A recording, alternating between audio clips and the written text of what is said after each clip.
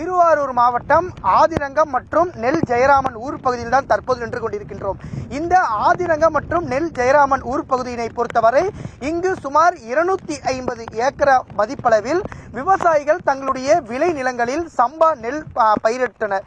இந்த நிலையில தொடர்ந்து 2 நாட்களாக இந்த ஆதிரங்கம் மற்றும் நெல் ஜெயராமன் ஊர் பகுதிகளில் தொடர்ந்து கனமழை பெய்து வரும் நிலையில் இந்த 250 ஏக்கர் பரப்பளவில் சம்பா நெல் பயிரிடப்பட்டது.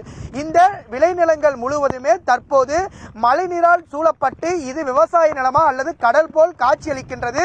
இதில் குறிப்பாக இந்த பகுதியினை பொறுத்தவரை, அதாவது ஆதிரங்கம் பகுதியினை பொறுத்தவரை விவசாயிகள் தங்களுடைய விளைநிலங்களில் கடந்த 50 தினங்களுக்கு முன்பு இந்த சம்பா நெல் என்கின்ற பயிர் ரகத்தை பயிரிட்டனர். தொடர்ந்து இன்னும் 2 மாத காலங்களில் இந்த பயிர் அறுவடைக்கு தயாராக இருந்தது. ஆனால் இந்த கடந்த 2 தினங்களாக பெய்த கனமழை காரணமாக தற்போது இந்த விளைநிலங்கள் முழுவதுமே கடல் போல் காட்சியளிக்கின்றது. குறிப்பாக இங்கு பயிரிடப்பட்டுள்ள அனைத்து நெல் மணிகளும் அழுகிய நிலையிலும், அதே சமயத்தில் இங்கு பெய்கின்ற மழையின் காரணமாக நெல் அனைத்துமே அடித்து செல்லப்பட்ட நிலையில்தான் தற்போது இங்கு காட்சியளிக்கின்றது. குறிப்பாக நம் காட்சியில் கூட பார்க்கலாம், இந்த நெல் அனைத்துமே அழுகிய நிலையில்தான் தற்போது காணப்பட்டு வருகிறது.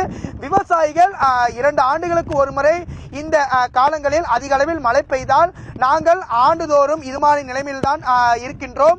அதே சமயத்தில் இங்கு இருக்கின்ற அரசாங்கம் உடனடியாக இங்கு வந்து எவ்வளவு ஏக்கரா இருக்குது அந்த ஏக்கராவை கணக்கிட்டு எங்களுக்கு உடனடியாக நிவாரணம் வழங்க வேண்டும். அதே சமயத்தில் தங்களுக்கு மாற்று ஏற்பாடு பண்ணித்தர வேண்டும் என்பதுதான் எங்களுடைய கோரிக்கையாக இருக்கின்றது.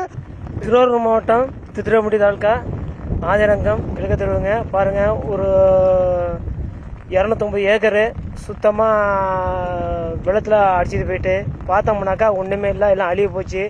நாங்கள் பார்த்தோம்னாக்கா பாருங்கள், எனக்கு ஒரு 4 ஏக்கர் இருக்குதுங்க. அந்த 4 ஏக்கரும் பார்த்தோம்னாக்கா சுத்தமாக பார்த்தோம்னாக்கா முன்னாடி நட்டு போயிடுச்சு. மறுபடியும் நட்டு கொஞ்சம் இருந்துச்சு, நட்டு அதுவும் போயிட்டு இப்போ இந்த மழை வெள்ளத்தில் அதுவும் போயிட்டுங்க.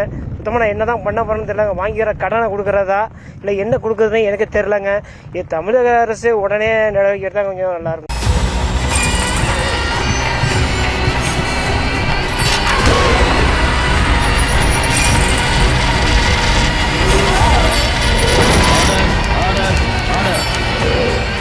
குற்றங்களின் மறுபரிமாணம் நிகழ்தகவு நமது நியூஸ் தமிழ் தொலைக்காட்சியில் விரைவில்.